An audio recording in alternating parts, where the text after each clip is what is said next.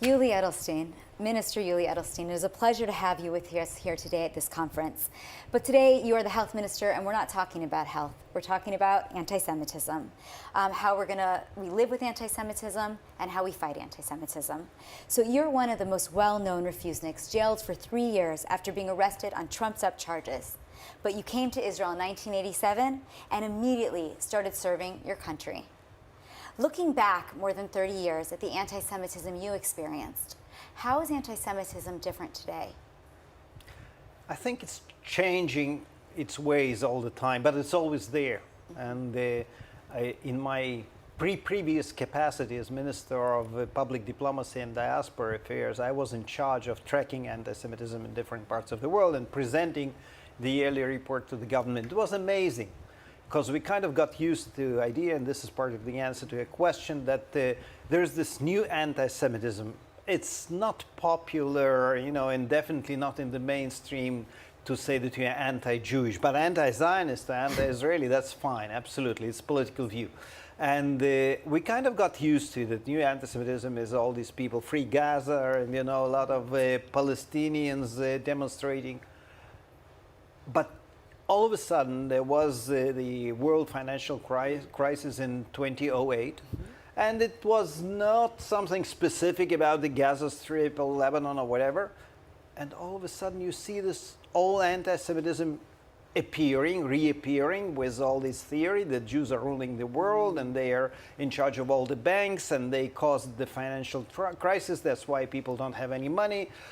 And, it's kind of a merry-go-round depending on the circumstances, but every year something will appear. So there's old anti-Semitism that may be a little bit oppressed, but it hasn't disappeared. At the same time, there's new form of anti-Israeli or anti-Zionist approach, which is anti-Semitism in disguise in many cases. Wow.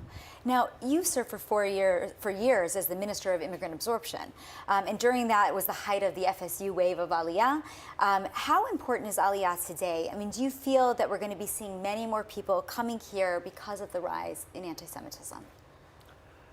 Well, I do have to say that ideologically, I've been always opposing this approach that anti-Semitism will bring us more limb, both for, as I've said, honestly, ideological reasons. I think Israel should be attractive in order to bring new immigrants and not just that it's hard for them in the country of origin. Second, we live in a different world. So when there is a problem in, let's say, I don't know, there's a rise in anti-Semitism, for example, in France. I hope that the French ambassador wouldn't call me after this program and come with a special note. But if that would be the case, French Jews can come to Israel, or can go to Canada, or can go to the United States, or some other country inside the European Union for which they even don't have to make too many efforts. So it's not a zero-sum game. There's a problem with Jews somewhere, and Israel is the only heaven and the only destination. So we really are kind of fighting on the free market, and we have to be, and we can be, and we should be attractive enough Jewishly, economically, socially, in order for Jews, when and if they have some trouble, to immediately consider Israel. And even when they don't have any troubles, no anti-Semitism, definitely not in the forms of pogroms or something like that, they would still be able to consider Israel. Interesting.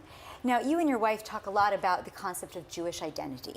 Tell me, how important is Jewish identity in combating anti-Semitism? The short answer is a lot, but if I would like to go personal, I'll probably use some comparison.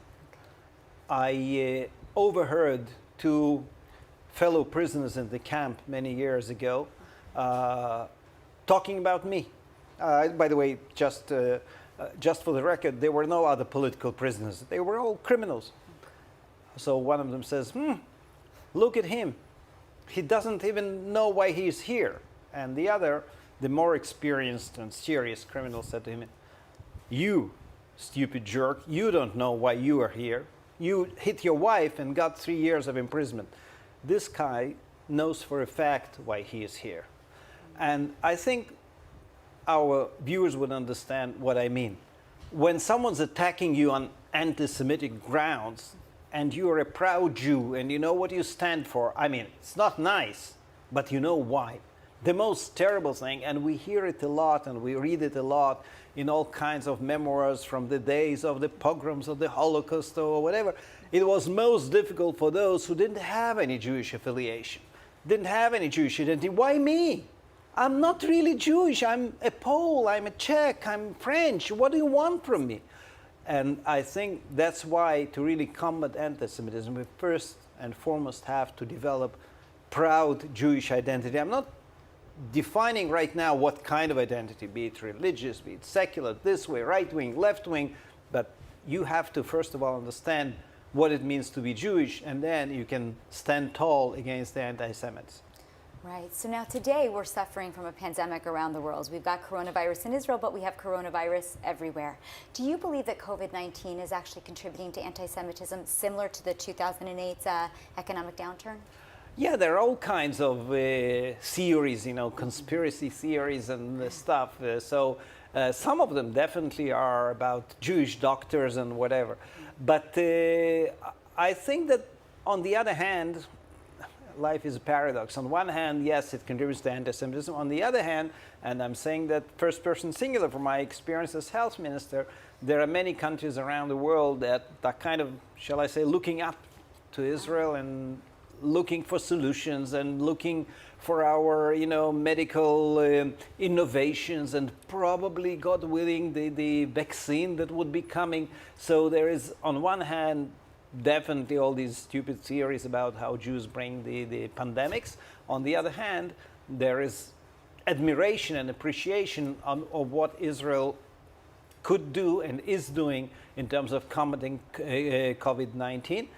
And I do have to say that those who admire us have some grounds. Yes, the numbers are bad. I'm the one who knows it better than anyone else, I guess. But look at the mortality rate. Thanks to our doctors and nurses, it's just incredible. There is no other country where it's so low. Even though we are expecting to see an uptick in that, from what I understand, and we've been seeing it grow. I have you here, so I think that it's important for us to ask a couple of health questions just to tie us up at the end. I'm wondering, first of all, with all the politics that go on in this country, and people are looking at us as a light into the nation, but we also know that one of the reasons our infection rate is up is that we opened up very quickly. We made some bad decisions, likely based on politics, populism. Is that kind of getting under control? What are your thoughts on that question? Unfortunately, I have to admit that you have a point, and too much politics is involved in the decisions about how to combat coronavirus. And part of it is because some ministers are just thinking about their responsibilities in the ministry without looking at the general picture. Some are just caring about their specific constituency. Some, if we're talking about members of Knesset, want to be kind of Robin Hoods fighting for freedom, why close this, why close that? Unfortunately, the impression that some people are getting that there's no logic in the decisions the government is taking.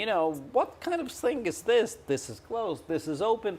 And they forget that when I come to the cabinet meeting as health minister, I bring very logical decisions. Then they are being cut into slices, and I think that we have to really improve our act or get our act together on that, because coronavirus is totally apolitical. It doesn't care whether someone is left-wing, right-wing, coalition, opposition, religious, secular, and we all have to combat it together. Without a doubt. So we're in the last minute, and I just want to ask you as we get ready to close up, so given all of this balagan that you just described, coming with a logical decision and having it cut into pieces, you had a lot of choices when this government was formed into which ministership you would take, but you chose to be the health minister. Do you think it was the right move? Absolutely. I think that I was looking for a real challenge. I already, as you mentioned, served in several ministerial positions, and all the important gatherings and ceremonies and meetings I had an opportunity to attend during my 7 years as the Speaker of the Knesset. So I was looking for a challenge. I think that there is no doubt that the most serious challenge these days is combating coronavirus, and that's what we are trying to do. That's what I'm trying to do. Hope in the end to be successful, but for this success we need, first of all, as I've said, to get our act together as a government, as the Knesset, the parliament, and we need cooperation from all the Israelis. I sincerely hope we'll get there. Well, I hope so too, for all of us here in Israel and for the whole rest of the world, that we will get our act together and be able to fight Corona effectively.